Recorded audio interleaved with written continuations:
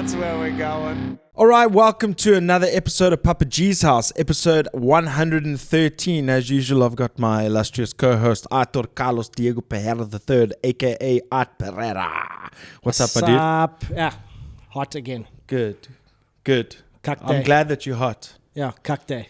Cuck day. Cuck day. Stop complaining. I'll stop complaining when they stop tuning me cuck for stuff that I already had meetings about and they give me cuck about Okay, and they but already approved of it. All right.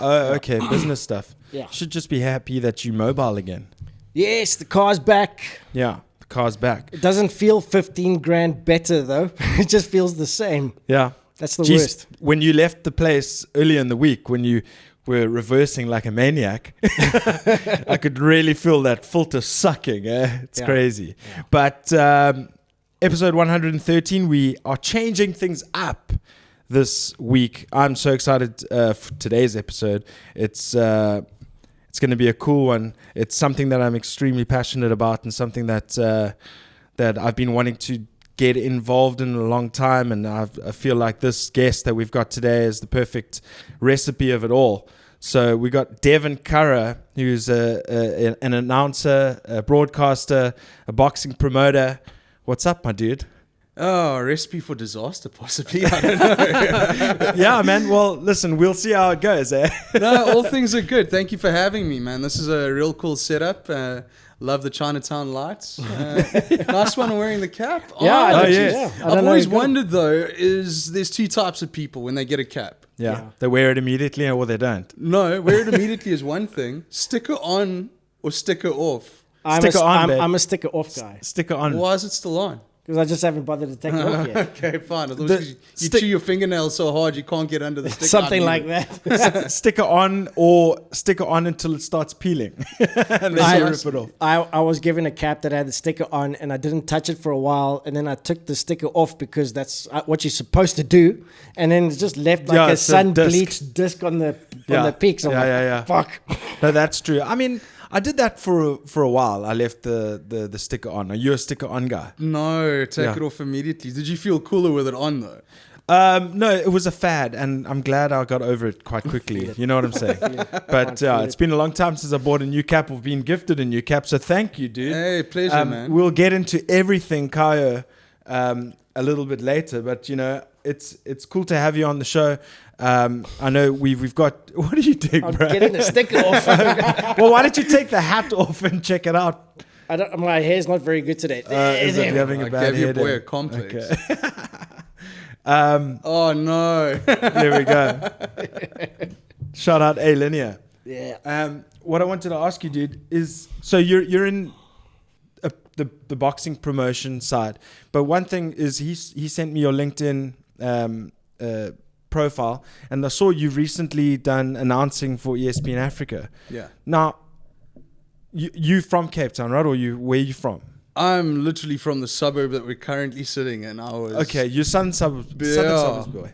Born in Mowbray at the maternity ward where I think 90% of my friends were born.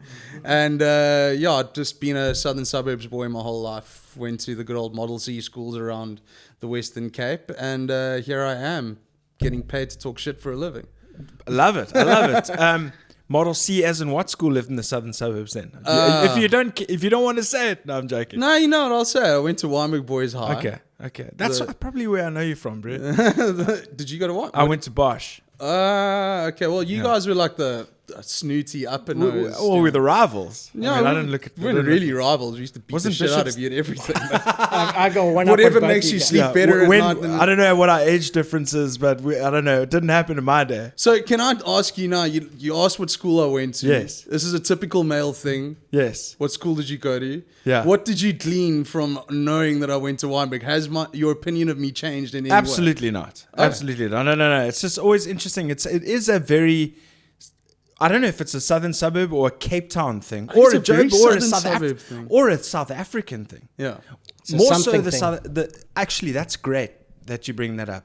It is a Southern suburb thing because the Southern suburbs contain Bishops, Rondebosch, Sachs, Wynberg.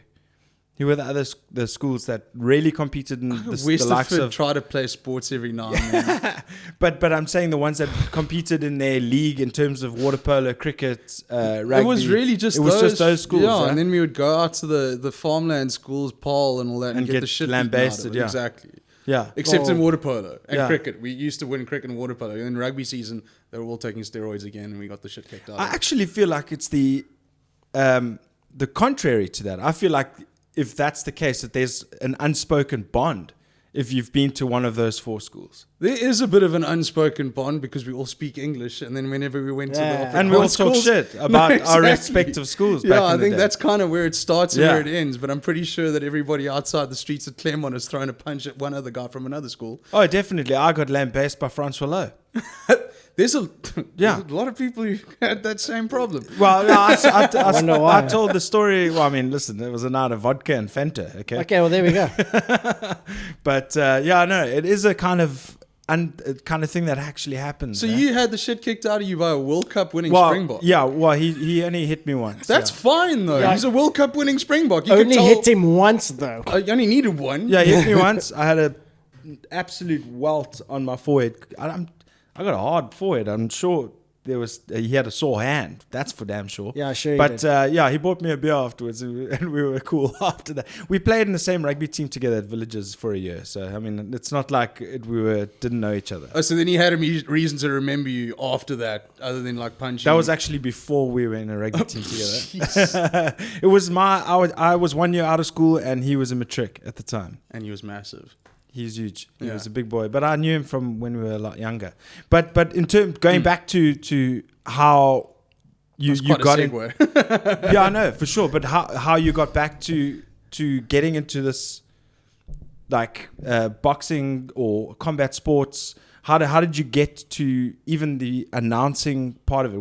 Where did your journey in this realm start? So the journey in this realm started when I've got a picture on my fridge of me as a 3-year-old with boxing trunks and boxing gloves on as like an infant, 1986.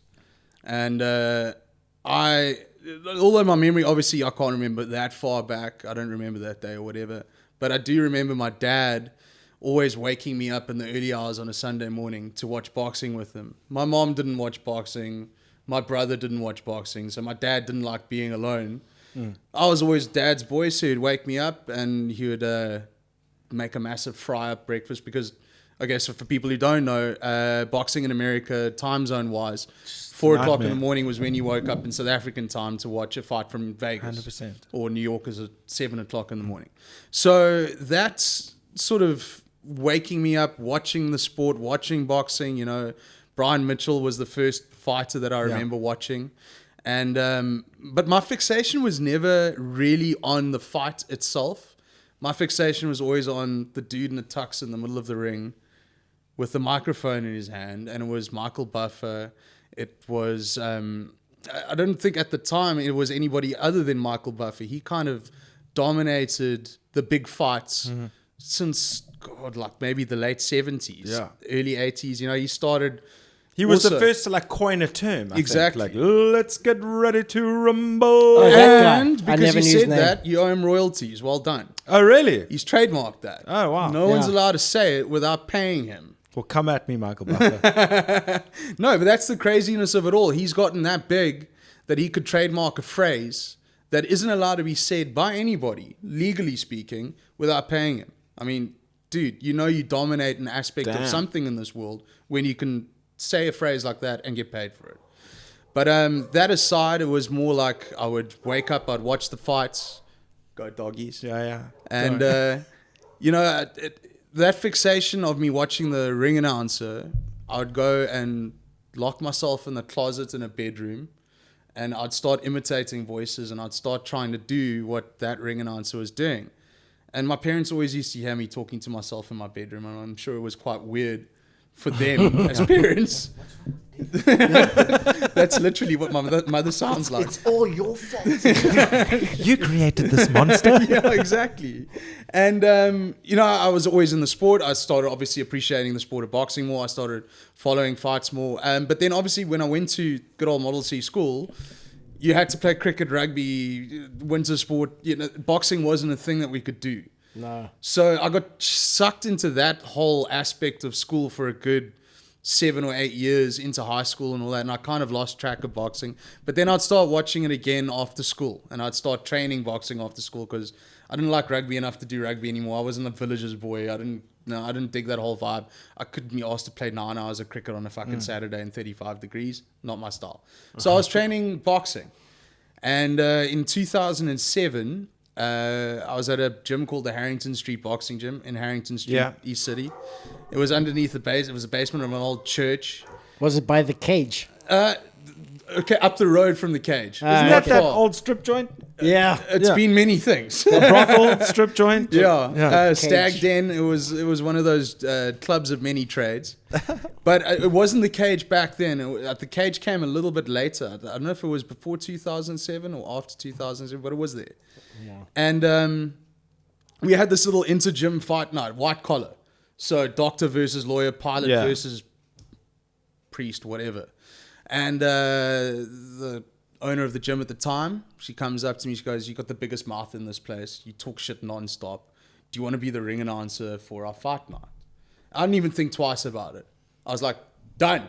Yes, absolutely, 100%. Yeah, why not? Sounds great. But then the week of that first event started drawing nearer, and I was like, oh, shit, I actually could do this. I've got to I've put myself out there. Now I got to pull it off. Yeah. So off to Markham's I went and bought myself a very cheap suit. And I've still got one 20 years later. Hey, listen, shout out Markham's. My suit still lasts, so I'm stoked with my suit from Markham's. Listen, if I could get my wrist through the arm sleeve, I'd be very surprised. Okay. I'm not the same person I was. Yeah, sure. And I did the show. It was a wonderful experience. I probably fucked up a million times, but it was just to get it out the way. And then we started doing these shows monthly, and then doing those shows.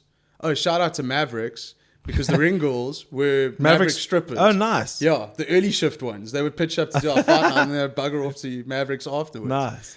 Which also led me to doing the emceeing for a mud wrestling contest at Mavericks. Oh, wow. Which was my crowning glory in my early 20s. I mean, geez, I never let that one go. But really, you did a mud wrestling and you announced it, eh? Yeah, so the owner of Fighting Mavericks, out of Russia, fighting out of Poland. It was literally like that.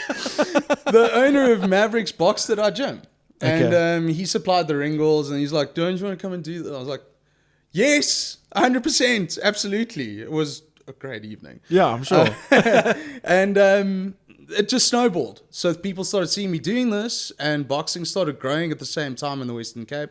I got asked to do a whole bunch of shows, and hundreds of shows later, here I am, still doing it, still loving it, but now doing it on actual real sports networks. So ESPN is where I'm currently contracted to, although I'm freelance. I can do anyone's show. Mm-hmm. I don't do lockdowns or any of that kind of thing, into lock-in sort of contracts. Yeah. Because I like to be flexible, and you never know what the future holds. But those can prove to be quite nasty, as we know from our American counterparts. Yeah, well, also from working at the SABC, the worst contract of all time that I ever had when I worked radio. Okay. Where you got zip benefits, absolutely nothing, and then they just told you at the end of the day, hey, you're not coming back on Monday. Oh shit! But I don't want to digress too much. No. But you did go.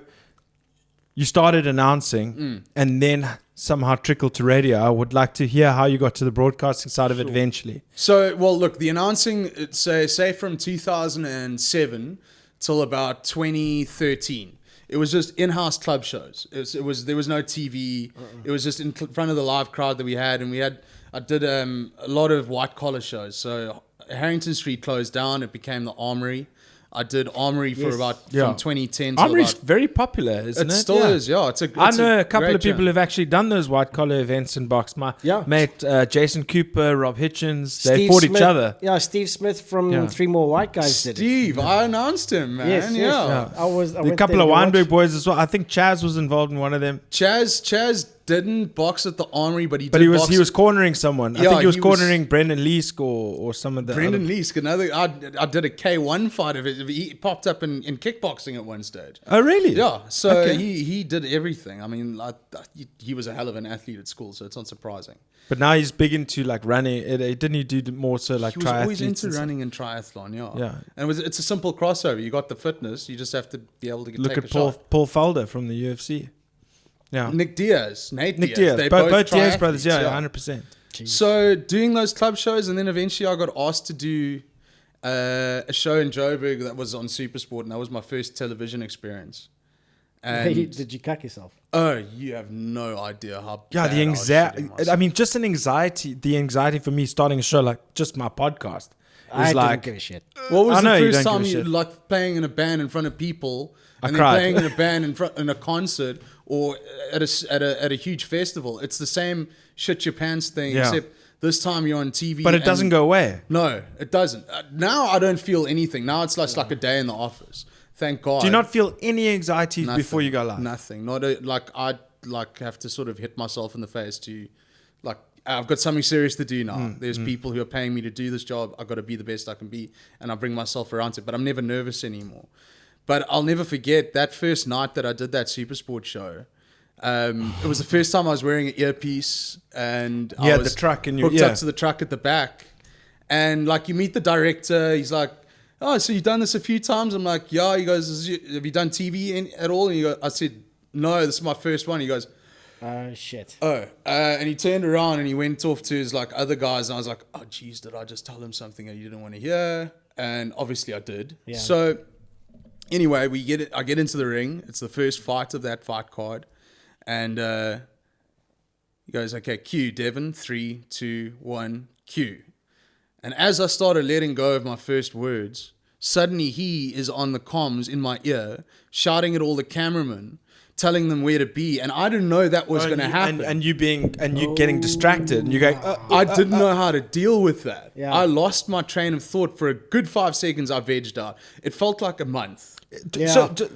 But that can't be right. They didn't tell me this. Yeah, but surely they should have muted, because they got to be channels, right? there are channels, but they didn't mute me. And look, I prefer now to have all of that in my ear. Yeah, Wow. 'cause So they I know what's actually going keep on it in- around me. Yeah, because you know which camera is live and know where to look That at. would all that stuff, completely throw me. But the first time you hear that, it's like I'm having a conversation with you, but having a person talk into my ear here about something completely different.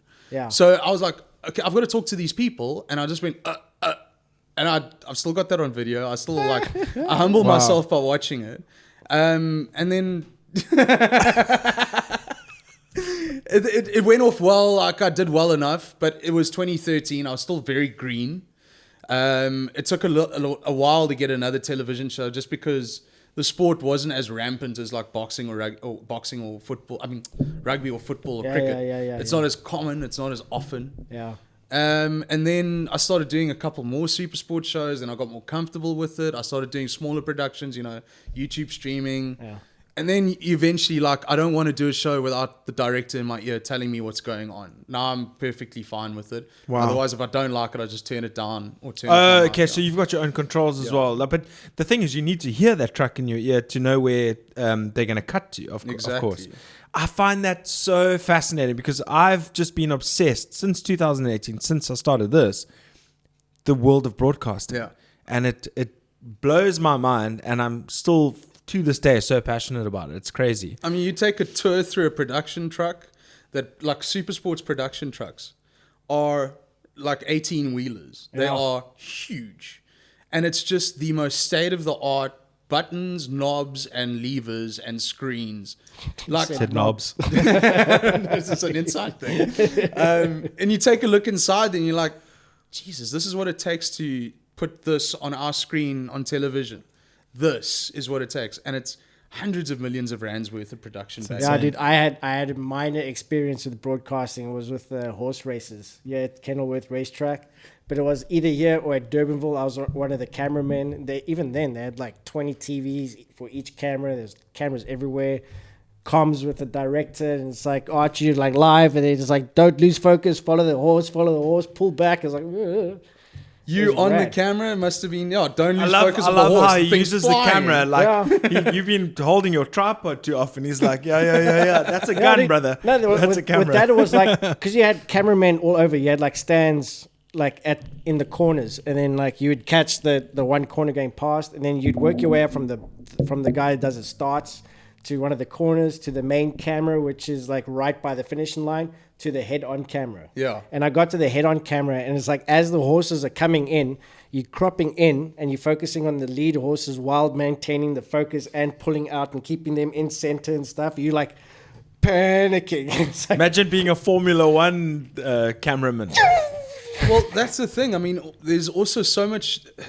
What I've noticed in especially the last, say, 7 years of production is how much smaller everything's become. Yeah. So, Definitely. okay, Supersport, wonderful world-class channel, but what we do on ESPN, we get the same broadcast quality out of it, but with half the size. The truck is nowhere near as big as that. It's a much smaller truck. It's a smaller team, but what we're able to bang out is completely comparable, if not better. But you know, it's I love how you said that with an American accent. If not better. if not better. The worldwide leader in sports. This is, and then the other aspect is like how you can stream live sports now with just a couple of cameras. Yeah. And you can get it onto YouTube, and it goes across the world to every country, well, except for China and North Korea and possibly Vietnam. The few countries that it's not allowed. Exactly. But this is the beauty of it, is that the sporting world now has become so much smaller because it doesn't cost you millions of rands to put something on television anymore. All it takes is a couple of cameras, an internet connection, and a YouTube subscription, and bang, you're A for away. So that, and I've seen that happen. It's rapid. Like, where we're going to be in 10 years' time in terms of what it takes to do a world-class production, I shudder to think. It's not going to be trucks anymore. I don't believe that that's going to be the thing anymore. But it's beautiful to be a part of being able to do live sports. And I cherish every day, because I've literally grown up wishing to have what I have right now, and now I got it. And I pinch myself every single time I get up there, like about to do a show. I'm like, I remember when I was a kid in the cupboard fucking doing these voices and imitating things, and now here I am. And I also, shout out to my Standard 7 English teacher who told me that I could never get paid money to talk shit. Wow. But I mean, I want to send him a paycheck. Like, talking shit or like announcing. that English teacher, because I mean, look, I was constantly talking shit like throughout class. I was a guy who never enjoyed anything scholastic. I liked English, and I liked geography, and I liked history. That was it. Fuck math, business, economics. Like, I was not good at that. I could have been good if I worked. Sounds like we're kindred spirits, right? Yeah, bro. Laziness is an amazing exactly equalizer. The same, yeah. But, you know, like in English, that was always like, I loved doing like orals and public speaking and debating shit in class. So it was always from that aspect that I would never know when to switch off. And I'd like, in class, I was like always talking to people around me and whatever. And it was always a consternation between me and the teacher. And then one day he snapped at me. He goes, you know, you better hope that you're going to be successful, because you can't get paid to talk shit in this world. I was like, oh. I had many, and I don't want to take anything away from that, because that's debilitating. Like, as a kid, if they say something like that to you, you can be so affected by it, but they just seemed so, maybe they were so full of it at the time, you know? Yeah, I can understand. All you can, because I was first team rugby and blah, blah, blah, so I was a big bloody loudmouth myself, and my Afrikaans teacher goes, you're never going to get anywhere, you fat slob. You fat slob. I was like, what the fuck? My whole life was ruined from that day onward. Kids of today, we were fat shamed when we were in school fat to the shamed. yizza. You'll never understand the pain. Mr. Noel, you fat shamed me, you motherfucker. Well, my geography teacher only said one thing to me when I left school. Good luck. You should have said to him, I'll be back. Yeah. See me rolling in my Volvo. Yeah, just good luck. Thanks. Yeah, moving on from our school trauma. No. But that's crazy, dude. I love so did you ever get into, so I know broadcasting, announcing is your passion, right? Yeah. So in terms of broadcasting, what kind of broadcasting stuff in terms of the radio that you mentioned earlier? Oh, geez. Yeah, so I did a stint at SAB. Well, it was like 4 or 5 year stint. You can call that a stint. I don't know. Maybe it's a bit of a semi-career. Yeah, possibly. Yeah. Semi. So, lob and semi. It's just, okay. I now know what the game is. So, Welcome to Papa G's house. I was so because I in 2013 had such a nightmare. Well, what I perceived as a nightmare in my first real live production. I went to Varsity College to do a short course in television presenting, and I graduated it really well. And the lecturer at the time, she worked for SABC as a newsreader, and she said, "We're looking for someone who can come and talk sports on the shows. Would you be interested?" So I was like, "Absolutely, radio. Well, that's going to be great. I've never done radio, and I like talking." But radio is difficult, and it's difficult because you don't see anyone that you're talking to. You're just looking at this thing. It goes out into the ether, and you have no idea. Yeah, that's why they always put on those voices, because they think they got to amp it up a bit to keep it more entertaining. Yeah, but you have so I can be ring announcing in a crowd. I can see the faces in front of me, and I can project, and I can see what I'm doing right or wrong by the look on your face looking back at me. Yeah. Radio, you're just talking. And there could be someone in their car having a really shit day who's just changed the channel because he doesn't like the sound. That's the kind of anxiety you go through. But it was fun. It was a great developmental time in my life because it taught me to do a lot of ad-libbing. So if I ever had an issue where I was stuck and I didn't know how to get through a sentence or whatever, radio cleaned that all up for me. It was a paid education. It's and a very good paying education, like SABC paid well, which is why they're so fucking broke.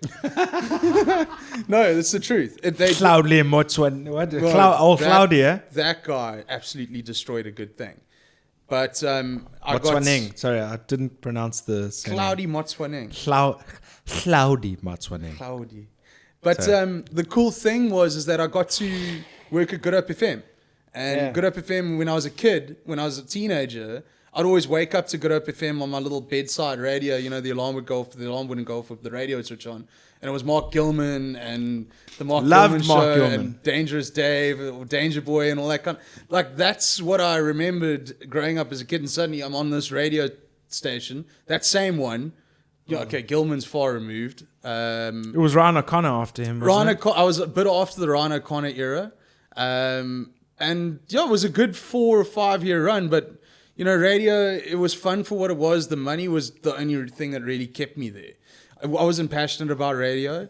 You'd spend 3 hours in a studio for me, I love the people that I was with, absolutely beautiful human beings, but we were in very different phases of our lives. So when you got 3 people in a studio who's just had a kid, guess what happens and what you're talking about whenever it goes silent all the time. And I was just hooking up my headphones and watching YouTube until I had to talk again. Oh wow! Did they give you all the sports stuff to talk about, or did you have to prepare to come in and talk all the sports? I had to prepare. So that's on the disc jockey, the DJ.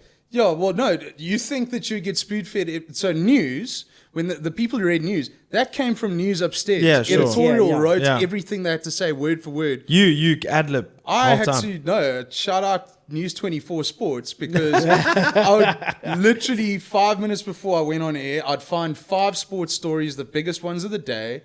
I would copy, cut, paste, email it to myself so it's on my Good Hope FM screen. And you'd read it. And then read it back, but just not word for word. Just break it up a little bit. And had some creative license. That's how I did it. Yeah. That's what they do. That's what they do today. Yeah. Maybe not News 24. Who knows what they use? But I found News 24 was probably the best in terms of live reporting. And then I'd do a 3:30, a 4:30, a 5:30, and a 6:30 read. And then I'd just swap out 2 stories per read. So it wasn't always the same always thing. Repetitive, Yeah. But we did some cool things. The music was fucking terrible. Yeah, but the music it wasn't my style of music. It wasn't what I was into. And what was the most cringe stuff that you had to be involved on? Because sometimes they do some really cringy shit. The cringiest shit was always these performers who would come into the studio and play live. Because, again, they don't have a crowd to look at to judge how they're doing. They'll just let it out there. And we were seeing them as naked as can possibly be. They're standing in front of us in our studio in the corner, hooked up to our system, and they're playing, but it's going through the speakers in your car. It's not going through the speakers in the studio. So you'd hear a guy on an electric guitar, and all you were hearing were the strings. Yeah, oh, shit. But you weren't hearing any of Really?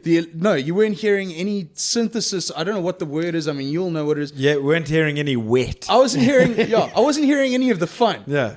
So I was just watching a dude strumming Clank, strings clank, in clank, front of me, clank, clang, clang, clang. You're like, this is fucking music. This Yeah. guy's number one. Damn, really? is this? I didn't know. I thought that with live music performances that they would have like.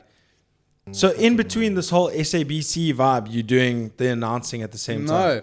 So radio took up all of my time. I was on a drive time show from Monday to Friday. Weekends, and I had other work at the same time. Like I was just doing that show for 3 hours in the afternoon. I was working 12-hour days. I was up at 5 o'clock in the morning. I was at gym by 6. I'd do my day job, come 3 o'clock. I'd go to the studio, work until 7, get home, eat, sleep, repeat. That was for 3 years. It killed me, but it also stopped me from, like, I'd get an offer to do a boxing show on the weekend. I'm like, I just want to chill at home. I'm fucked. I don't want to do anything. So I completely left the boxing scene while I was doing those 4 or 5 years in radio. And then I got let go of at SABC. And suddenly, like, the offers started coming in to do boxing again. Not by me looking for it, but people just started saying, can you come and do this fight card? I'm like, okay, well, I got the time to do it now, and I got back into it and drew myself back. I never left the sport. I was always in it. I was always boxing. I was always in gyms. I was always talking about it online with a big sort of Facebook group that I've got called SA Boxing Buzz. And I always knew what was going on in the scene. And then I stopped doing radio. I went back into boxing and got pulled into a lot of sort of big rad shows, good live productions, super sport shows, and to now where I am with ESPN. And I'm glad that I left radio. But radio taught me a very important lesson. Yeah, it's a lot great, of very important lessons. And that's another thing that I always see from people overseas. Yeah.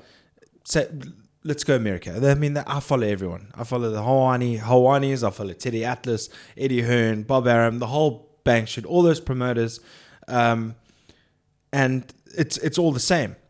They all, I mean, not specifically the promoters, but the media folk that cover those people. They all came from college, radio, and then to the mainstream media for that specific sport. Well, the best example is Ryan Seacrest. So Ryan Yeah. Seacrest is syndicated all over the world. Yeah. He still works radio shows, his own radio shows. Like I think it's on Sirius or something like that. One of the Sirius big. XM. Sirius is massive, eh? But he's also doing all of the live television that matters, E-News, Red Carpet, whatever it may be. I don't know if he still does it now. I've lost a bit of touch with He's that. an executive producer on all those reality shows He's got, as well. Exactly. He's got his Side finger in hustle. so many pies. You kind of wonder, like, how does this guy do this every single day? When does he take a shit? Exactly. But he's always hyper energetic. You look at him on camera. You want to watch what he's doing. You want to watch what he's saying. And He was he's blessed still with the looks as well. Yeah, and he still finds time to take the piss on himself by like being in movies and making jokes about him, Yeah, and he's yeah. like totally in it. The guys are awesome. Awkward Dude, walk-on just- cameos. I mean, Just Google his net worth, and you'll be like, oh, Yeah, okay, but that's they- why he does that. Yeah, and that's but the why, guy because works. the guy's got a motor. He's got an engine. Yeah. The guy works hard. As opposed to being like, he can be like, also, like, think of The Rock. Yeah. How many movies has that guy been in the last 10 years? It's literally 5 or 6 a year that come out that's got The Rock's Well, name he's on. the modern day Arnie. Yeah. This is the way stopping. We're trying to get out of here. Get out of here.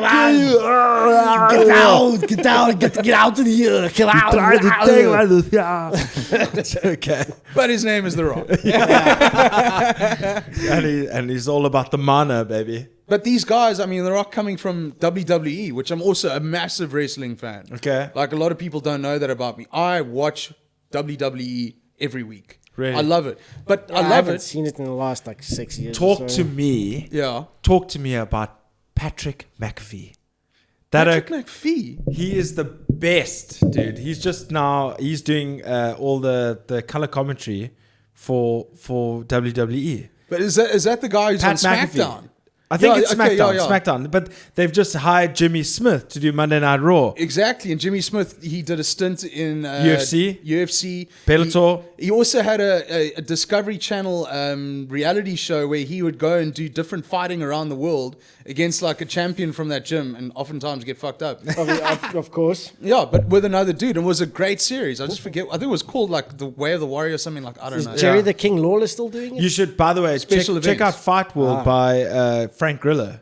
Yes, Very I have good. watched a lot of them. Yeah, it's brilliant. I love it. I love it when they go to Myanmar and it's like, what the fuck? Everybody's sweating. And they do And then these, it's called, it starts with an L. Lethway. Lethway, that's it. So for people who don't know what Lethway is, it's Muay Thai with headbutting and no gloves. Yes. You just wrap your hands and bandage. That's it. Headbutting is the main thing, though. Most dangerous sport in the world. Yeah. Lethway.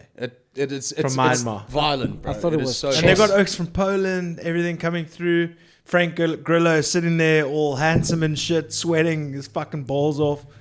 I've got a really fun thing for you. Jason in Germany, he told me he went to go watch this thing. Now, how would you approach announcing a chess boxing game? Okay, have you ever seen those? I have seen chess boxing. I think it's absolutely hilarious. You beat the crap out of someone, and then you guys have got to go Do on a the round- clock. Or and do you do have a to round play of chess after that you've just been fucked up? You do a round of boxing, then you do like a round of chess, and then ding ding, then you go box, and then you go play chess again until you either checkmate or you get knocked out or you submit. And it's popular enough that Wow. it's actually on television. It's a thing. But I can imagine it to be super hectic because they've just been rocked and now they've got to think. Yeah, exactly. I think that's why the chess was the aspect. Yeah. Let's make this fun. Make them play chess. Yeah. Geez, got a fucking square eyes going. "Ooh." Now, how would you go about announcing that? Because like, would you go like super serious because it's ironic, or would you actually like make it light? That's a massive right hand. Oh, there goes the bell. And he's going. Yes, exactly. That's how I thought. Yeah. I believe this could It's almost like going from MMA to golf. Yeah, that's exactly what it is. And then going straight back into horse racing, announcing after that. It's nuts. I've seen it a couple times. Like I watch it on YouTube every now and then. It's quite a laugh. And the Russian slapping matches. Dude, those are rough, eh? Because you know what they cheat. They hit with the palm on the jaw. That's a knockout. Yeah, that's Straight a up. punch. But it's about the sweet spot. Because if you don't hit that sweet spot, you're just gonna get a proper ring and a deaf ear. Yeah, there was one guy who, like a big dude who got knocked out like Bisping was, just like planked. Why do you always have to refer to my favorite dude being knocked out? Because that knockout of his was insane. It was like his whole neck was contorted Yeah, and dude. stuff. It's like, but this guy was like big dude. He's like whatever. He gets slapped and he fell over, but his whole body was just like dead still. What was that when Hendo smashed him with the right hand? Yeah, and then like a doubled jumping, up. leaping Yes, right hand. yes. Yeah, I remember that. That's all Yeah. Hendo was good for. I think He was- UFC 192 or something like that. Damn Yeah, it, that crazy. guy was a hell of a fucking human being. Yeah, but he walked like an old geriatric. like that's what he walked like. Yeah. He couldn't bend his. He had no hamstrings. Hey, listen, Bisping got his. Yeah, he got his comeuppance. Exactly. He got his Said comeuppance. And now you wouldn't even think the way that he commentates that he's ever been hit in the head before. He's a brilliant commentator. He's my favorite. Yeah. Yeah, he's my favorite by far. Sad he's not on a pay-per-view yet, but he will get there. Listen, I think Joe's in the process of being cancelled right now, so you could see Bisping step up soon enough. Dana White is never gonna let Joe go. Never. We'll see. I That, think that he's can be a in a- wager we can put. Like the UFC, if the Spotify hasn't removed him, then Well, he's got $100 million of their money. 100%. Sure, he's just saying, cool, fire me. You know what? The thing is, he can go anywhere else and be equally as You know what a big. lot of people are saying? A lot of people are saying we're digressing hard, but it doesn't Super matter. hard, but it's fine. But this is the true value of this conversation.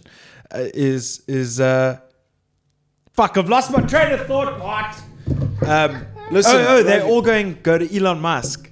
He's got billions. He can start a network, free speech network, no holds barred kind of stuff. and everyone gets a free Neuralink implant into their brain. in the back of the neck, baby. No, Let's man. go.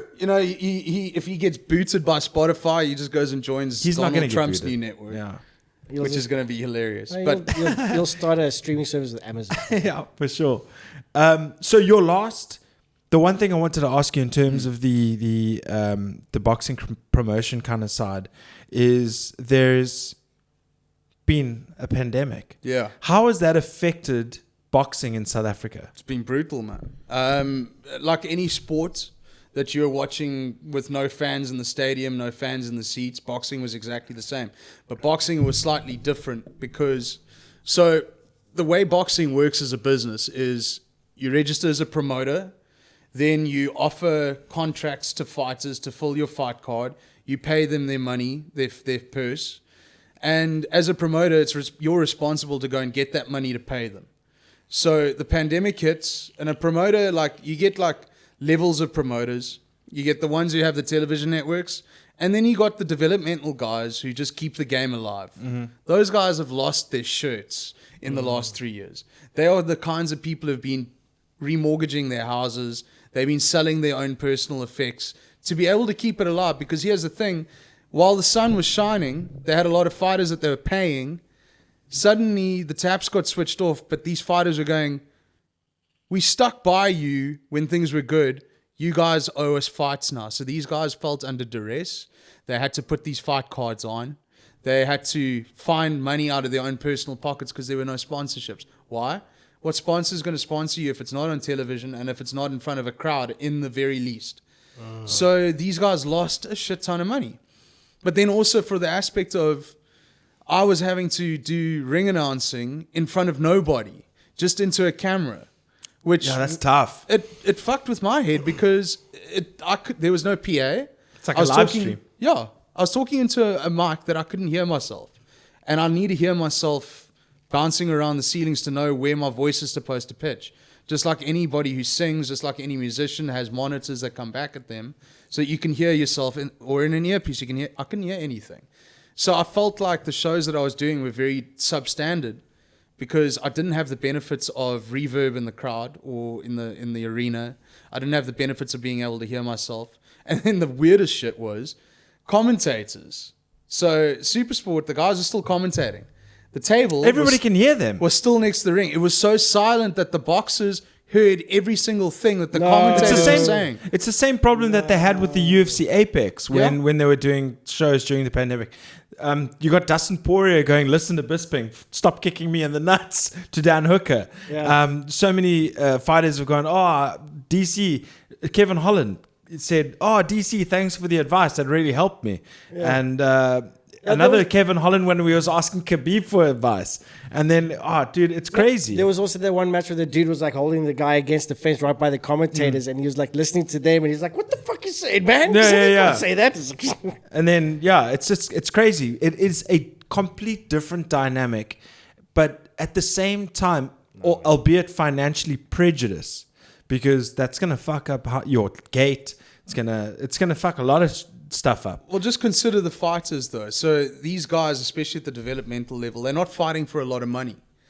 So say a guy gets a 6-round fight in South Africa and he's come-uppance kind of guy. Yeah. He's not on a title level yet. He might be undefeated. He might have had a couple of fights in his career, like 5 or 6 fights. He's fighting for maybe a purse of, and it's disgusting for you to hear this and for everyone to hear this, 12 grand. Okay. Now, a lot of the time... Jeez, that's like 3 weeks worth of groceries. Yeah. Now, consider... a month. Well, or so, I don't know how many... Always groceries, yeah. Consider this, that the fighter who's fighting for a 12 grand purse has to pay 10 or 15% to his trainer. Yeah. Manager as well. Manager gets a 10 or 15% cut. So let's say that's 30 in the most. Then you got to pay tax. Yeah. It's going to walk away with like... less than half of that. Yeah. Like less than half. Five and a half about. That has to supply his family with food. And medical. His transport, his costs of his camp, his supplements if he's lucky enough to afford them. Pretty much break even just but for also a fight. These boxers only fighting 3 times a year. Exactly. So the show's dried up. The paychecks got cut. These guys were forced into situations where they were risking their lives for a lot less. And these are guys, and a lot of the time, fighters, people don't understand. Like, for somebody who's never watched boxing before or MMA before, you're like, these are millionaires beating the shit out of each other.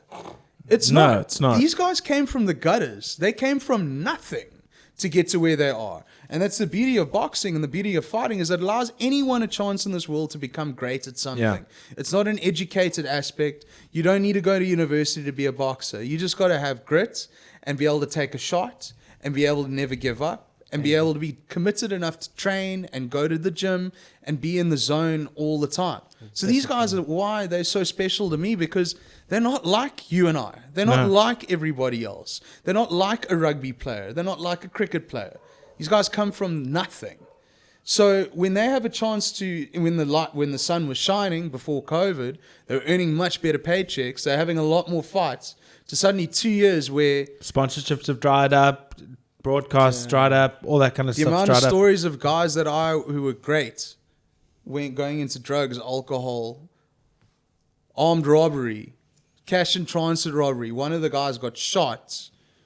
Crazy. Robbing a CRT van, shot by the cops.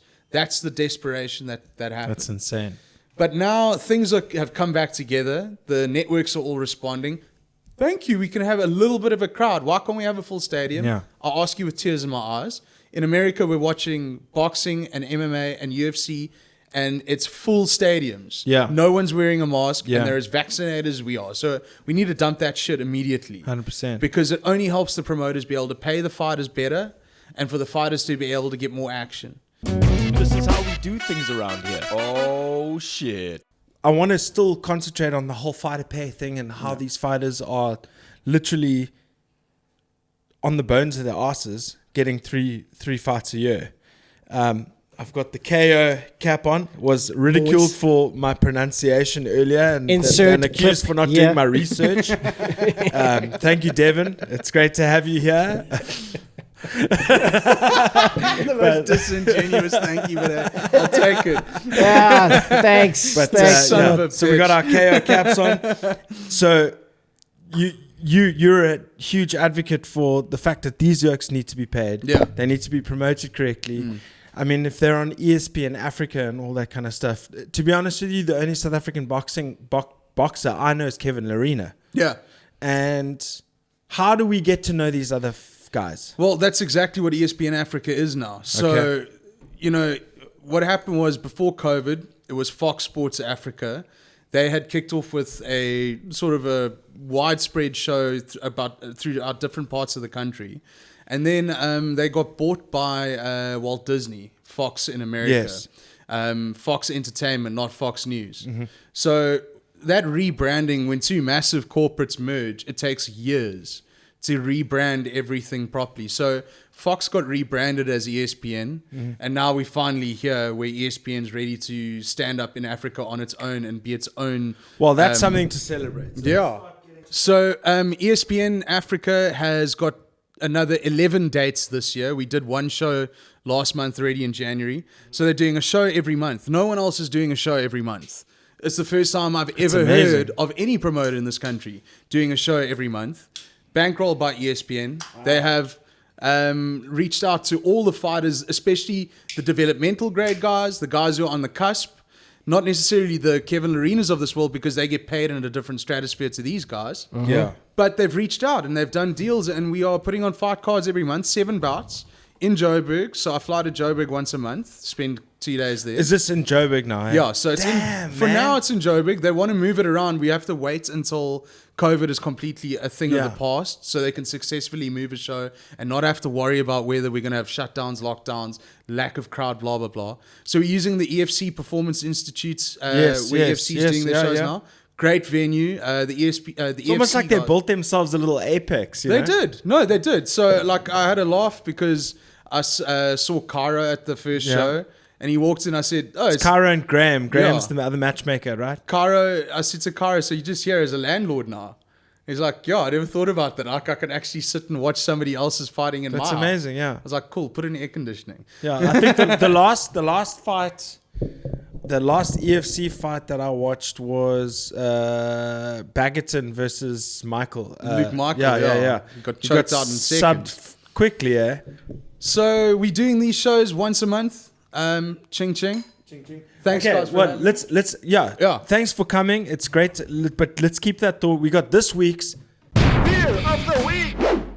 So basically, what we do is every week we choose a random beer off the shelf. Yeah. we're in the world of craft beer. Everybody's got their own distillery. Everybody's got brewery. Excuse me. Oh, there's still as many breweries Yeah. around. And those guys all got bankrupt during COVID as well. If you go to the booze shop Yeah. up the road from my spot, it is riddled with craft beer. Just single. So basically, we want to, especially the local guys, want to get their names out there and Bathtubs have all over the yeah. Western Cape. Comes That's a it. beer in your hand. Yes, yes.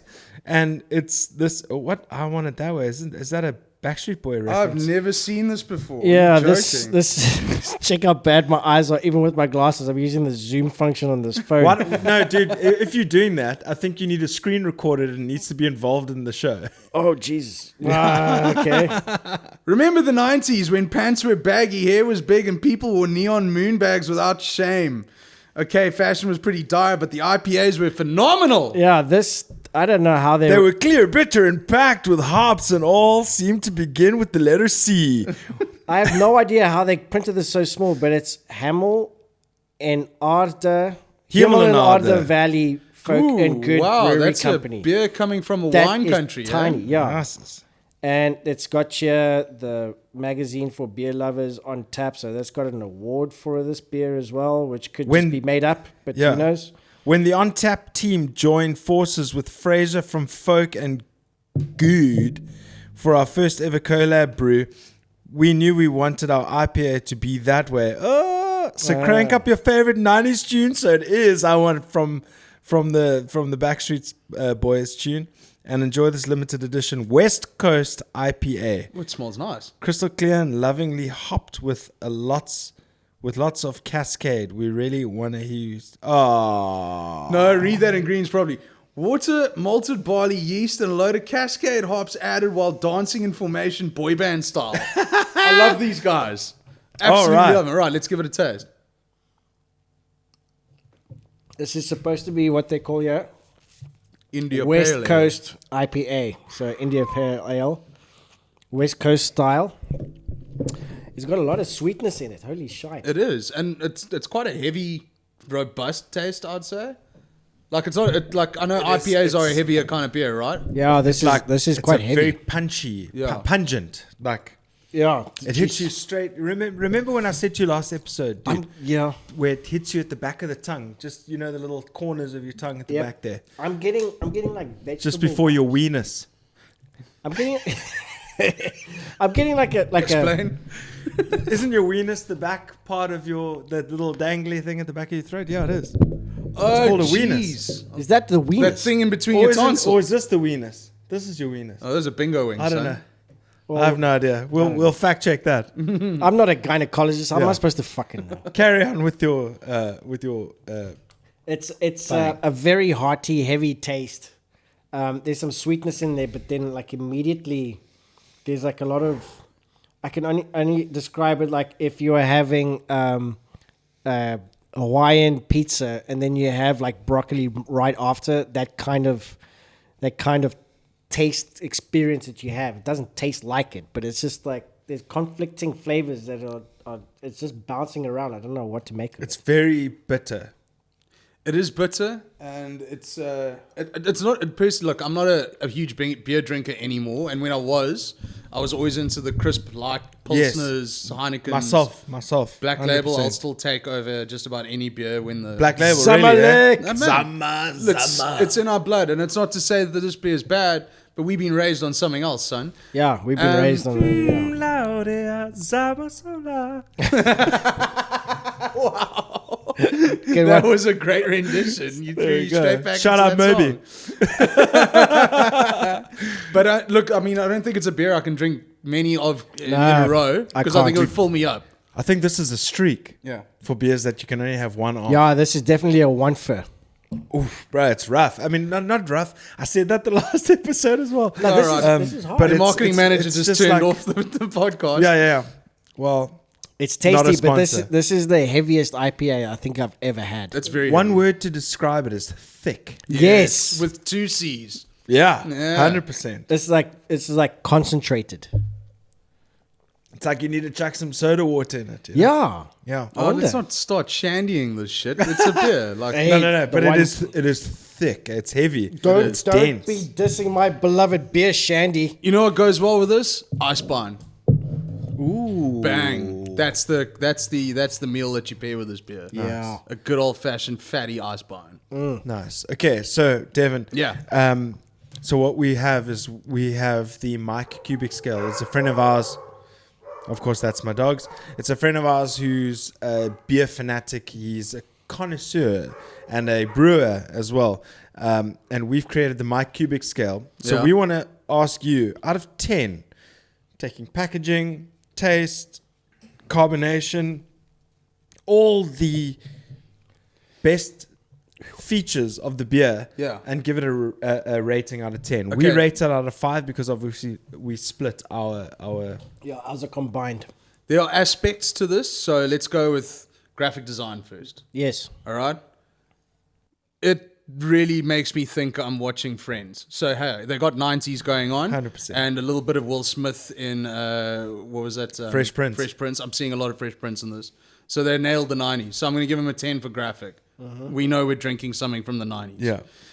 Copy, the shit that they wrote on the side of this tin, pretty good. Yeah. No, like it doesn't set the world They've alight. employed a great copywriter. Yeah, I think they got inspiration from vitamin water. yeah. With those blurbs they used to make. I'm sure, like, Folk and Good had a sister who studied at Vega, and this was her thing in the holidays. Oh my God, And, the disrespect. And She didn't wrote up pass. a brilliant copy. She did. So I'm going to give an 8 for the copy. I love that. Okay. man. That was so good. Then we get into the minutiae of how the gold actually tastes. Like It's a I beautiful said, color. full disclosure, I'm a wine drinker, so I'm not a Yes. beer drinker. I've Okay. been out of beer for a while. This is, well, the second beer I've drunk in a very long time. Yay! Sports.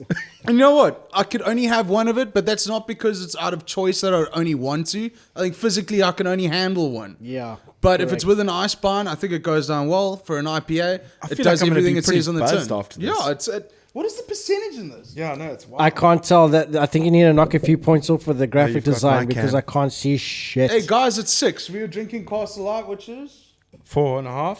yeah, so it's a little bit punchier. Ooh, beautiful. But yeah, I think paired with an ice barn, I think it's a good beer. So I'm going to give it about a 7 on 10. 7 out of 10. Yeah, I think it does what it says on the tin. Right. Yeah, no, 100%. I agree with you. I love the color. Although I can only have one of them, it's a very rememberable beer. If this is ice cold, you're enjoying it. Yeah. Well, I mean, it was ice cold Yeah. pretty much, just until we poured it in the fucking glass. Jeez, it's the second slot Devon's had on the show. But beautiful color. I kind of enjoyed it, but I can only have one of them. Yeah. But that's not going to influence my decision. I'm going to give it a solid 3.5 out of 5. I'm giving it a 2.5 out of 5. You don't like it that much? It's way too heavy. It's the same as the last one. It's like if they dial it back a bit, if they made it a bit more, just a little bit more crisper, then it would be like, I would have 2. But if I can only have one, and if there was this beer and another beer, I'd pick the other beer. Okay, so 6 out of 10. Regardless of the graphic design, which I give a 4 out of 10, by the way. Whoa, jeez. Because it's coming from a creative. the emblem of saying who the brewery is printed so small that you can't read it unless you have 30/20 vision. Hey, Well, listen, I it's not do their have fault. 30/20 vision. I can see that pretty easily, No, and I but don't wear glasses. that's what I'm saying. It's This not is your shit, problem. though. I Yeah, know, it's not this their is your fault you're problem. blind. Exactly. Yeah, but that's the thing. It's like you got to take into account a lot of people, not just Devon. Well, I'm just gifted, I guess. That I'm Yeah, 38 well, I mean, and I my can still vision's see. pretty You are so sound as gifted. well. Yeah, but 2.5 out of 10. So that brings Okay. our score to 6. 6 out of 10. So 6 and 7. That's a good compromise. I think that's fair. Yeah. That's exactly where I would put it. But I recommend everybody checking it out and Yeah. giving themselves their own assessment it is of local, it. so give them, Also, tune I in. think another thing is everybody, if you're listening to the show and you're enjoying to it beer and issues, you right? enjoy the beers, go get the beers. Hit us in the comments of what your rating is. Where did you find this beer, just so people know we can go and get it? I don't know him. I got it from Liquor City. Upstairs there. Yeah. Okay. Upstairs, like in the Claremont area. Yeah. All right, Palmyra Road, All right. attached to the. Okay. The other thing that I want to say is that I think this beer for me is impossible to down. No, geez. No. Your stomach will explode. It'll feel like warm syrup. Yeah, this is impossible to down. Really heavy. But I'm going going to to try to this one. Okay, now the burp counter starts now. This dude burped 27 times. He kept a burp counter. And, No, it was 21. It's 21. Yeah. Clicker. And I said to him, I said last episode, I said, we're probably going to take it easy on the burp. The problem is these people listening, No, but he's not getting the full context. We had a hot chip challenge. And then when I started You were eating, burping way before I the had hot the chip- hiccup chop, burps. chop, I would chop, like chop, hiccup and then burp immediately. So That's terrible. So it went for an hour and a half, like 5 burps. So like 5 minutes later it was like on 15. It was just like, that's why I put it in there. This is how we do things around here. Oh, shit. So we've got the broadcast side, we've got the announcing side, you got the whole amalgamation as to where we are now. Where did Kayo come from? I know you it was 2020 born. Yeah, so 2020, look, I can't say it was born out of any kind of desperation. It wasn't born out of boredom. It was something that I was always going to do. So Kayo, Kayo, as it's spelled, the word Kayo. shameless punt. When I was reading an article about a fight back in like 2006, it was an American written article. Instead of writing K.O. as a knockout, the acronym, they spelt it out going Kayo. So he got the great KO. I was like, oh, that's a cool way of saying it. It is not K.O. It's a word. Kayo, yeah. It had a feel, it had a meaning, it had a presence. And when I was at that Harrington Street boxing gym, we had a professional boxer there, a guy by the name of Frank Matera, who sadly has died since then. And he didn't have trunks for a fight. And at the time, I had access to a factory that I could manufacture trunks for him. And we made these beautiful silk trunks for him. And then my mother said to me, there's no branding on it. All the American fights that you see. This beer is really burping me up. Dude, it is nuts. Like, I'm sorry, I'm not struggling to talk. I'm trying my best to This keep it IPA, together. Like, yeah. that was a God. heavy ass beer, dude. Make me explain a concept straight after one of those. You're never That's the going to whole get it. point. It's like Hot Ones, but beer version. So I remember that word and I thought, okay, well, let's stitch KO onto it. So I actually came up with that whole concept back in 2007. That was the last time I saw it. I shelved it ever since then. 2020 comes around, I'm like, what do I want to do out of this boxing thing? I wanted to improve lives of fighters. I wanted to put on my own shows.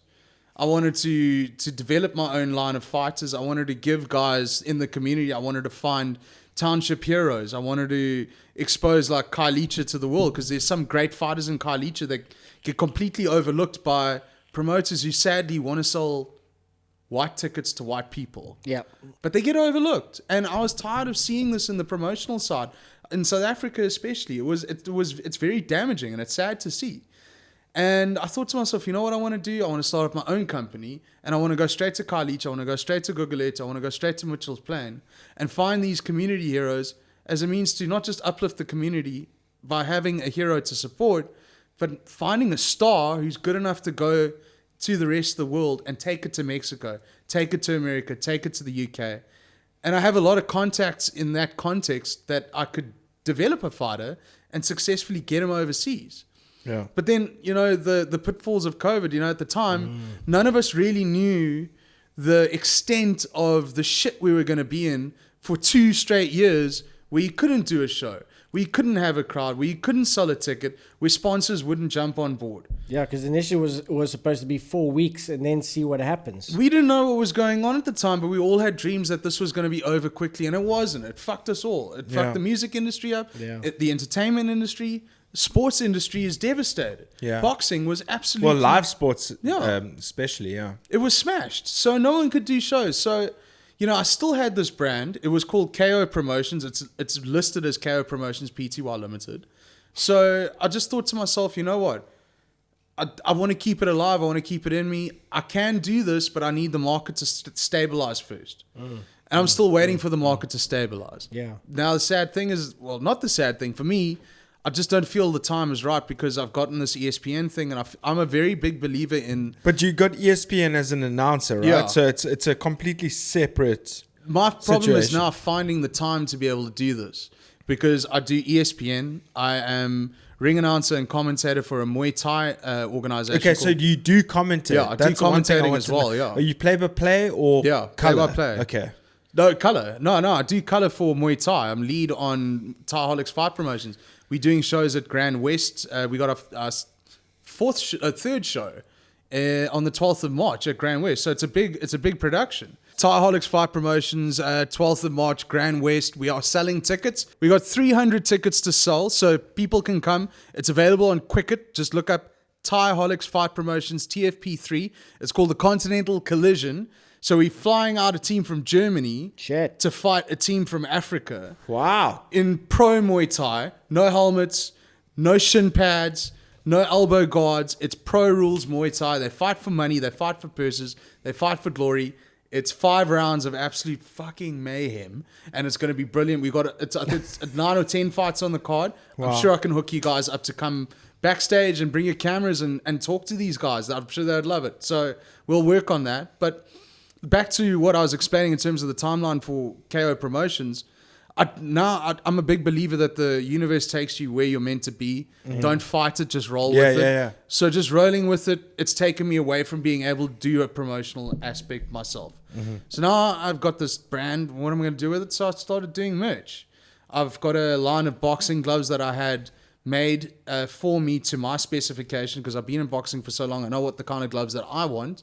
I've started selling those. So those are called KO Mexican Style. Available on takealot.com. 1399, including free delivery to your door. I've seen them. So boxing gloves, they've purchased a few. They're rad, dude. Yeah, you guys can do some bum fights right here. Between the two bum fights. Can you see our little squared circle? Yeah, exactly. Back it up, bum fights. So I'm selling gloves. I'm selling merch. I've just bought a line of gym shirts that These caps are sick. playing with at the moment. Yeah, so it's a cool brand. I love the look. I mean, it's my baby. Obviously, yeah, of course. Everyone thinks their child is the most beautiful child in the room. Yeah. This is my child. It's the most beautiful child to me. Yes. So that's how I'm holding it in terms of that aspect. But so I'm doing all these events. I don't have the time to do promotions right now. It will happen. Yeah. Not at right least, now. At least you're keeping the brand alive by doing this. And it's giving me an outlet. You know, I still love it. I'm in love with everything about fighting. I've always wanted to bring something to it that is more than just my voice. Now I've got this little thing on copy. It's on a cap. It's on a shirt. It's awesome, on boxing dude. gloves. And I'm not even thinking, I don't even think that I want it to be anything like Nike. I don't want it to be anything like Under Armour. I just want to do it in my own personal time and have fun with it. And that's all I'm doing. Yeah. Yeah.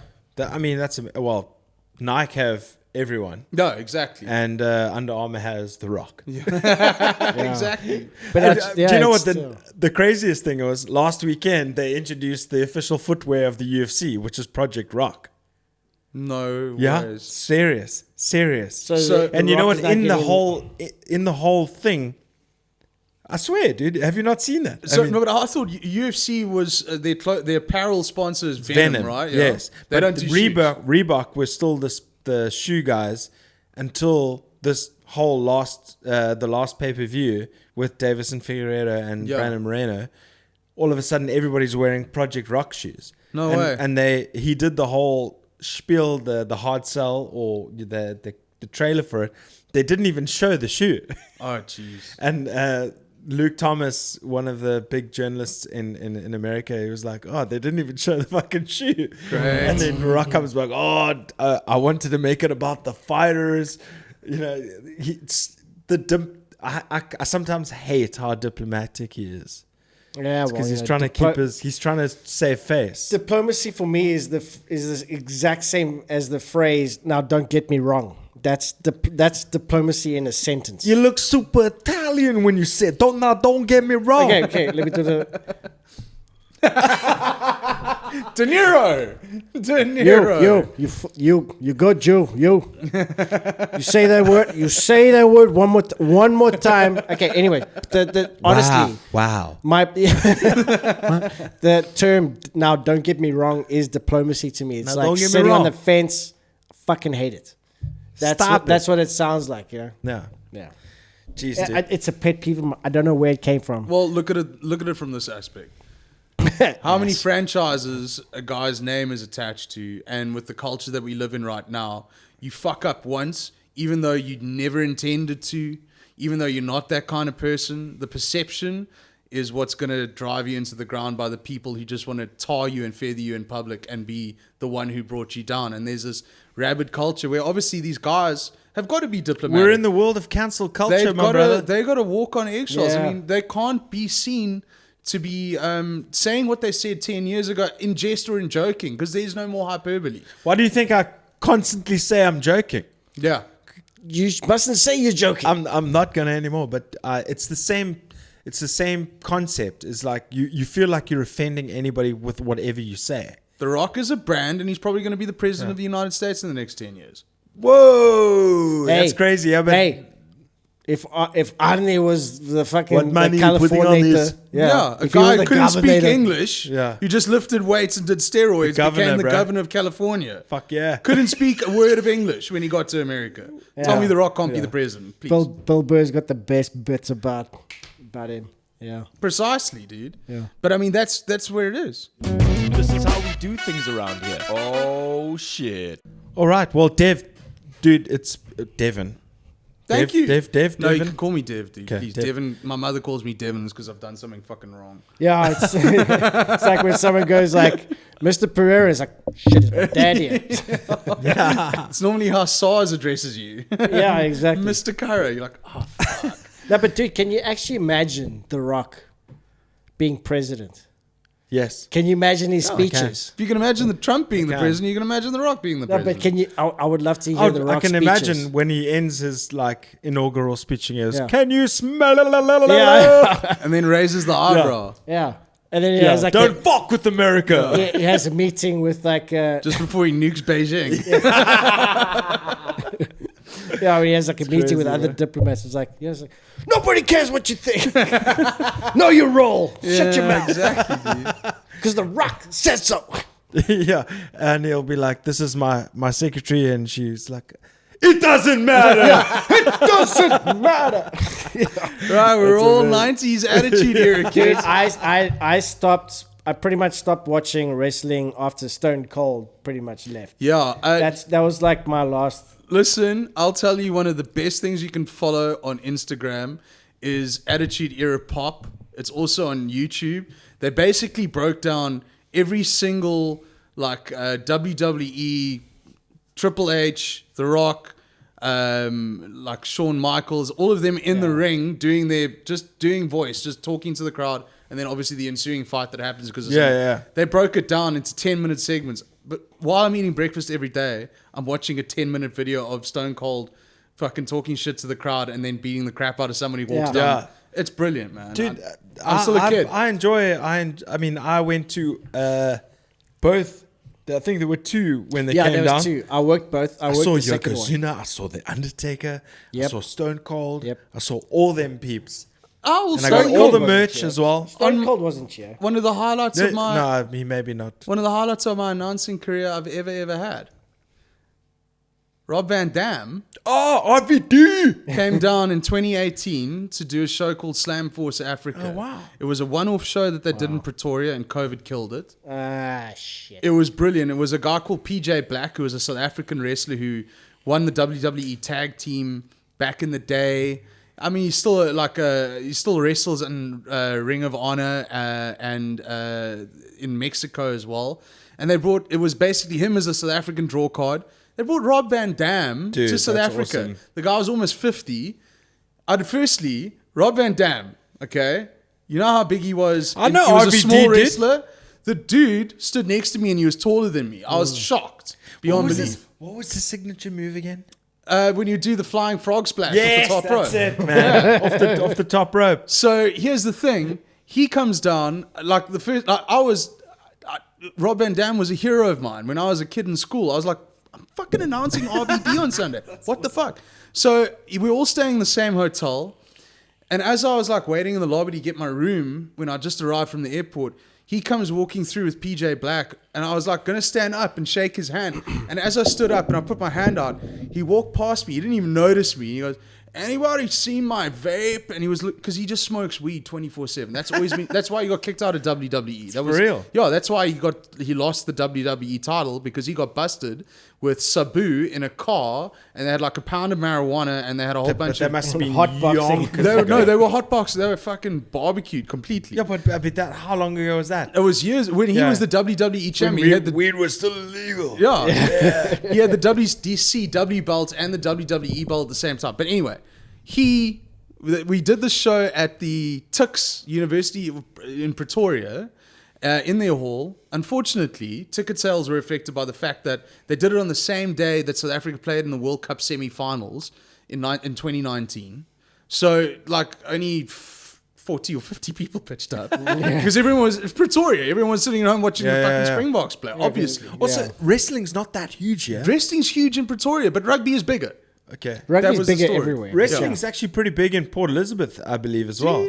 They fill out these little community halls. It's crazy, yeah. So PJ Black goes and tries to do a finishing move on Rob Van Dam. It was a basic PJ Black going to the top rope, Rob Van Dam standing in the middle of the ring, and PJ doing a body press onto him. Problem was, the ring was built by people who didn't know what wrestling was. Oh, shit. So Did it collapse? Oh, shit. Rob Van Dam got body pressed straight through the ring. Oh, Like shit. the ring actually broke and he went through. You couldn't see him. Oh, he was my word. down, like the ring caved in and he was in the bottom. Not scripted. No, 100% not scripted. So the promoter of the show obviously shat himself because he paid like $50,000 to bring one of the biggest stars in America to South Africa going, I just broke this fucking guy's neck. Yeah. I Because just killed of this my guy. negligence. I'm fucked. So he was sitting in, he was sitting in the gorilla position, shitting himself because he was like, oh my God, this guy's actually dead. I think I might have killed one of America's greatest exports in wrestling. So PJ goes for the cover because they obviously told the ref in the earpiece, right, end it now. Yeah, we want to yeah, like yeah, assess for this sure, guy. for He sure. might need an ambulance. So PJ goes for a cover and the ref goes 1, 2, and Rob kicks out. Oh, his no. leg kicked out from I'm not underneath going the out ring. this way. And everybody was like, holy shit, what is going on? And Rob didn't want to end it. That's just the guy that he was. Yeah. Yeah. He was fucked. Yeah. I spoke to him after the event and I said, like, you just got put through a ring in South Africa in Pretoria. What did that feel like? He goes, oh, it's like the 4th time that's happened to me. Yeah. 4th time. He goes, oh no, dude, I can't even feel my arm when I wake up Yeah. in the morning. He's had all kinds But of... that's dedication to the cause. It's nuts, dude. It's nuts. And he's still, the next morning, he was up, he went to breakfast, then he went on a game drive, and that's the last I saw of him. But Brilliant. it was absolute magic seeing that. It's a performer saying the show must go on. Yeah, it's entertainment. That's what and it that's was. exactly it is. Like, Come Yeah. hell or high entertainment. water, I'm giving these 100%. 40 people who paid to be here to see me what they paid for, And and I'm giving going them. out on my shield. Yeah. It's the same concept as Playing a show to real 5 people. fighting in the sense that Or the Dave show- Grohl breaking his leg and still playing the rest of it that's a really great analogy because he broke his leg, Yeah. he went away, got it cast up, finished the show. Yeah. People have paid to come see me. If it's 40 people or 40,000 people, I'm still going to perform. That's the thing that I've always learned about being, because I only started playing again music at 28 with Atlantic South. Got a whole bunch of dudes on Gumtree, started playing live, and then it's like, wow, that's amazing. But the show must go on, no matter what. And dude, but you got to respect those dudes for doing that. He might have broken his back or neck or shoulder. He was so stoned before that even started. I don't think he He even didn't felt it. feel anything. No, dude, the guy smokes a lot of weed. Is it? Yeah, but I mean, like, that was also, like, I got to hang with him afterwards, and there was just joints going around and just speaking about his career and his life, and I was like, what was it like working opposite Triple H at WrestleMania, dude? You're in a main event, and, like, you get to sit with this RVD. guy and talk to him about all the shit that you saw when you were in school. It's one of the, I will die with that memory. And this is a thing that ring announcing, this crazy journey, has taken me into places that I didn't expect to ever go to. If I was sitting in high school back in time in 2001, 1999, and you told me one day you're going to go and announce Rob Van Dam in Tux University in Pretoria, I'd be like, Amazing. fuck off. Yeah. So cool. And then suddenly it happened. So, like, this world takes you on strange journeys. It can take you anywhere. And that's why I'm a big believer. Just let life pan out as it must. Don't fight it. Float with it. For sure. Quick fire. Yes. Favorite announcer? Michael Buffer. Easy. Okay. You know Bruce? I know Bruce. It's time! Bruce, like the best analogy, Bruce is a shot of Jack Daniels. Michael Buffer is a fine glass of Cabernet. Yeah, but Bruce Buffer's actually a shot of Punch's Chance. Shout out Bruce Buffer. And shout out Cameo. I'd love to get a cameo appearance by Bruce Buffer. Introducing Papa G's house. Yeah, that'd be pretty fun. But You yeah, have $25. okay, so that's your favorite announcer. Yeah. Favorite boxer right now? Right now, Canelo. 100%, Canelo Alvarez, best right. in the world. Sure. Does things that nobody else does. Triple G3 now, eh? There's been talk, but announced. I don't think it's going to happen. It's just been announced today. No, I haven't seen it No? announced. I Okay. see a lot of fan posts about it. Oh, really? I haven't seen it through an official kind of. Pretty outlet sure I yet. thought I saw it They're today. Maybe you talking saw about fan it. power. So Okay. Eddie Hearn is offering him a 2-fight deal to fight Dmitry Bivol first in May, who's a Russian light heavyweight champion, Okay. and then fight Triple G at the end of the year, September. But there's a long way between now and then. I don't think it's going to happen. Okay, favorite heavyweight boxer? Of all time or right now? All time. All time, Muhammad Ali. Right now? Right now. Alexander Usyk.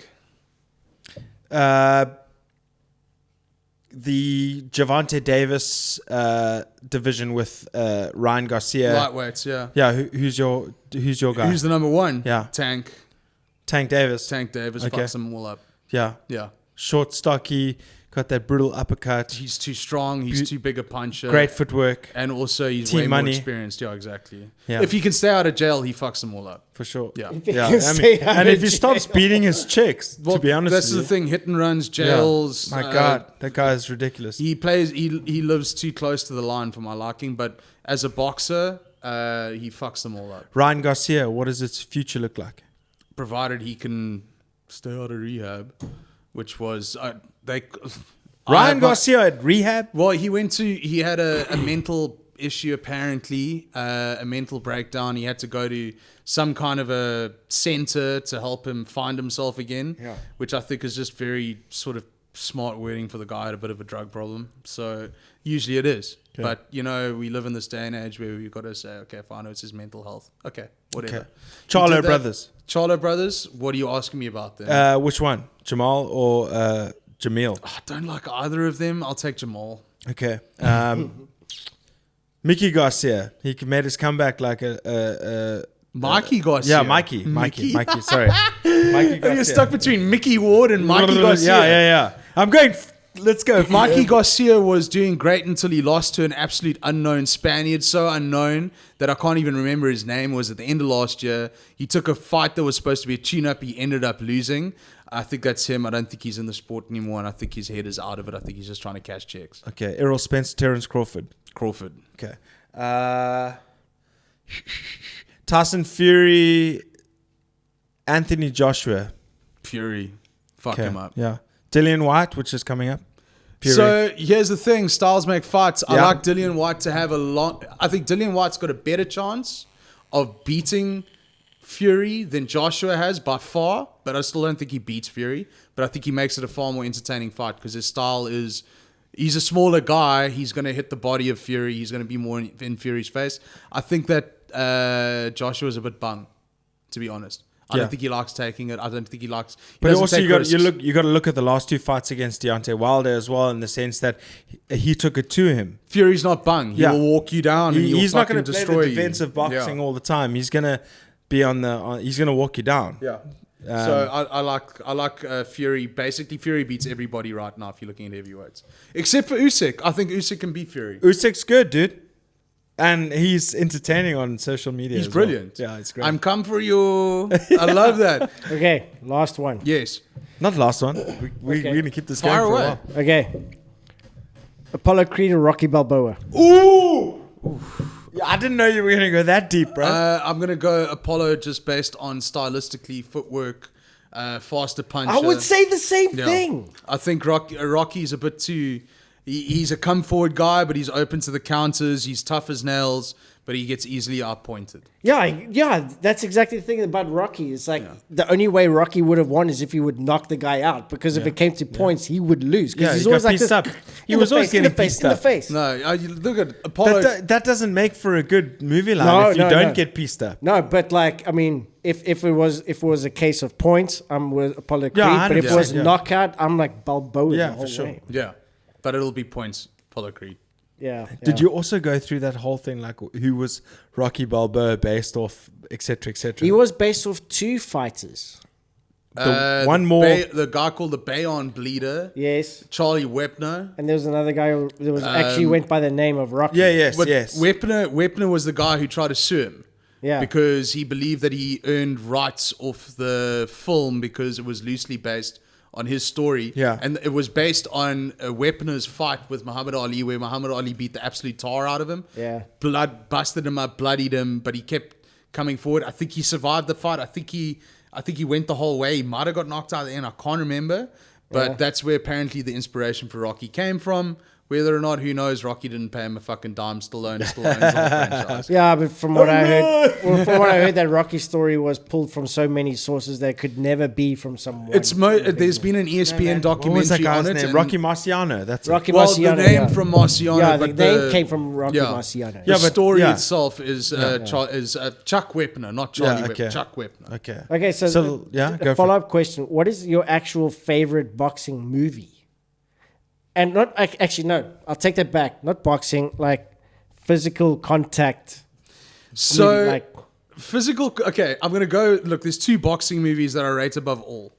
And it's not Rocky. It's not the new Rocky franchises or offshoot, none of that. It's a movie that starred Christian Bale and Mark Wahlberg. Yes. The story of Mickey Ward. Yes. What the fuck is the name of that It film? wasn't The Warrior. It was something else. Was it the Fighter? It was The Fighter. The Yeah, Fighter, that's it. Yeah. That is a brilliant film just because Haven't seen it, eh? Christian, Haven't seen Southpaw. Oh, Southpaw was the second one that I was going to say. So Southpaw with Jake Gyllenhaal was brilliant. Jake Gyllenhaal. Great story. And you Wow. know, Jake Gyllenhaal actually 6 months spent in Freddie Roach's gym with Manny Pacquiao, sparring guys, learning how to fight. He got the shit beat out of him in camps with these pro fighters to learn how to be a fighter in this movie, which instantly took that movie from here to here. And But it was a great storyline as well. And you know, the movie that he came from before doing that was a movie called Nightcrawler. And if you watch that, he was like skin and bones. Yeah, so you had to So go you went from skin physical and bone- alteration. Yeah, you went from skin and bones to like pretty fucking ripped and jacked and Nuts. buff for this Nuts. Southpaw movie. Dude, awesome. But the fighter's the one for me because of also the Bostonite accents, how they talk. I Boston. also rated Get the that fuck one. out of here. And the city, the chicks in that show were just fucking hilarious. Did you They ever were watch? so dirty. Did you ever watch Raging Bull with Robert De Niro? Yeah. Oh, That's that was old about school, Raging Bull was about Roberto Duran. That's correct, and it was Robert De Niro Yeah, who played that's it. Yeah. What did you think of that? I mean, obviously it's kind of old now. I watched it maybe 10 years ago, and it was on. Dude, What's Raging it- Bull's greatest of all time. It is a fantastic movie, but like, I mean, from a boxing Dude, fanatic point yeah. of view is what I want. Didn't he win an Oscar for that as well? I think he was nominated Doesn't matter at with the least. Oscar thing. Well, I watched it 10 years ago and it was already on TNT. So that's how old. Yeah. TNT. Listen, I'm seeing movies like Snatches on TNT now. So that's how old I am. No, because the only reason why I asked him about that and discarding the fucking awards thing is like that Whiplash movie about the drummer. Yeah, rushing. It's like, I'm like, people go, oh, that's a great movie. It's like, yeah, but Whiplash, drumming is yeah. not like that. That movie, I'm not a fan of that movie. You're dragging, Like, you're rushing. that's why I wanted to check, because like with everyone goes like, oh, Raging Bull's the best movie. It's a great movie. It's But a from great an film. actual boxing Yeah. perspective. Look, But from it's an more actual about box. their position in life more Yeah. than the actual boxing. I think the story that combined everything with believable fight scenes, great storyline has to be probably Southpaw. Yeah. The movie that made everything whole because of the comedy and the humor behind everything is The Fighter. If you haven't watched The Fighter, It's I haven't. I haven't watched either. it's fucking so hilarious. Please do yourself Dude, a favor. The maybe Fighter. we should do some homework, dude. The Fighter. I've seen should it. do some homework, and then we should make it a new segment. We're watching this movie, and we're gonna You must also we're gonna check, do that. You must check The Warrior with That's his the name? MMA. Oh, that's film. with Tom Hardy. No, I like that. No, I no, loved it. no, I as well. like that film. no, it's not the when Tom he fights Hardy his one. brother. Yes. Yeah. No, there's another name. It's with That's a series with Bisping in it. no. It's a movie, but it's about wrestling, and it's fuck that guy's name now. Cale That's- Sanderson. No. Are you talking about Randy the Ram? No, No, you're not talking What about that wrestling? it's a wrestling. Have you movie. seen that? love how the glasses come on and the phone comes yeah, out. no, dude, film. it's The brain- hilarious. I This love it. IPA has wiped me clean, so I can't remember shit right But now. the movie with The Rock where he covers what's in Paige. It's called The Wrestler. The wrestling. Oh, Yes. yeah, that's with Mickey Rourke. With Mickey Rourke, Randy yes. the Ram. Yeah, That's what yes. his name Randy was. the Ram. That's it. Yeah. That's a brilliant film. That won an love Oscar, that. didn't I it? watched that and I loved it. I loved it. I That's my favorite absolutely loved wrestling it. film. Great, Yeah. great shit. That's it. But that was nominated, dude. Yes, Yeah. it was. But Ricky Rourke. also I think it won another as one well. was I don't think something it was about nominated. fighting in the family. I think it's called. I saw that. Dude, you need to watch it. It's great. The It's Rock about and Paige. Yeah. You know Paige? Yeah. It's about how her family in England, in like rough England, managed to get to NXT Yeah. with her and her brother. Yeah. But then, check, I'm getting goosebumps for telling the fucking story. Someone likes Paige. No, not really. She's married to what's that guy's name? Fuck knows. No, Paige is married to some dude. Anyway, IPA. we'll figure it out. Yeah, exactly. But how they encountered him and he played the role. He produced the movie, but it was such an amazing story how they came from that, Yeah. did the local scene, put their bodies on the line, and then all of a sudden they got chosen for NXT. NXT is the entrance program exactly, to yeah. the WWE. Yeah. And then all of a sudden now she became the Yeah. WWE champion. I really cool love docu. those stories because you know what, at the end of the day, it's such a huge form of entertainment in the world is wrestling, pro wrestling. Don't know where life is going to take And you know what the craziest thing is? They call pro wrestling what we see it today, and they call amateur wrestling the Olympic Yeah. wrestling. Yeah, it's weird. It's crazy. Okay, to close this whole question and answer thing off, who will play you in a documentary or movie about you? Ben Affleck, if he's still around. Ben Affleck. It's only because I got That's called too Ben easy. Or what a young Joey Tribbiani. No. How you doing? Listen to this shit right here. Are you fucking kidding me? Those Ben are the Affleck. only two actor comparisons I've ever gotten in my life. Hey. My mother called me Ben Affleck, and some other friends of mine called me Joey Tribbiani back in the day. Hey, No, Ben what about Affleck's Colin cool, man. Farrell? Ah. You've definitely got a Colin could Farrell actually do vibe. you. Uh, He could actually do Yeah. you as well, Yeah. but yeah. Listen, that's why he's an announcer. He's still got a head of hair. He's got a decent beard. He's got a great set of Get teeth. Colin Farrell drunk enough and he'll definitely Yeah. do you. But Devon, Currer, thank you so much for joining the show. It's been such an epic. Look, we could go on forever. Yeah. We Definitely even could. had a little bit of a pre-podcast before we even started the show. Yeah. So it's been great to have you on today. I actually look forward to having you on again. Yeah. I'd love to talk. I mean, we didn't even get to Adesanya Whitaker. We didn't even get to Derek Lewis, Tai Tuivasa. We didn't get to anything that I wanted to talk. No, I'm only joking. But we didn't get He to loves this shit. some. Yeah, I'm absolutely obsessed with the sport that you're involved in. Yeah. We're gonna talk off camera because I really want to get involved in some of your shows, your Yeah, man. promotions, where Art and I can come actually film interviews with you, interviews with your fighters, interview with the other fighters, etc., to gain more exposure Yeah. to the fight game in South Africa. I'll hook you up with that, no problem. It's something that I really feel passionate about, combat sports. I grew up in dojos. My dad's a 3rd dan black belt karate. He had 2 dojos, one in Pinetown, one in Waterfall back in the 80s. So it's something very close to my heart. So thank you so much for joining the show. I can't wait to have you back again. It seems like the chemistry is seamless. So next time we talk some fights, I'd love to have you around, man. Now you know who I am, so now we can talk about the shit that we want to talk about. We've been 100%. introduced to each other, but thank you very much. It's been wonderful. And where can people follow you? At Dev Currer on Instagram, Devon Currer on Facebook, the full name, and don't fuck with Twitter. And Kayo? So Kayo Promotions, Go for the Kayo, at Go for the Kayo on Instagram. That's where I'm going to be releasing, where the shirts are going to be available, the caps. Sick caps, the boxing dude. gloves, exactly. If you're looking to buy a pair of boxing gloves, great quality boxing gloves. It's my baby, but I've used them. I've tested them. They're proven. You can get them on Take-A-Lot, $13.99. They'll get sent to your door free of free delivery. And just look up KO Boxing Mexican style on Take-A-Lot. You can get the gloves there. Otherwise, ESPN. Got that coming up in 2 weeks' time. Johannesburg, last Thursday of that week. I forget what the date is. I'm so fucked up with dates because it's just all over the place. Yeah. And Tarholics Fight Promotions on the 12th of March at Grand Western Cape Town.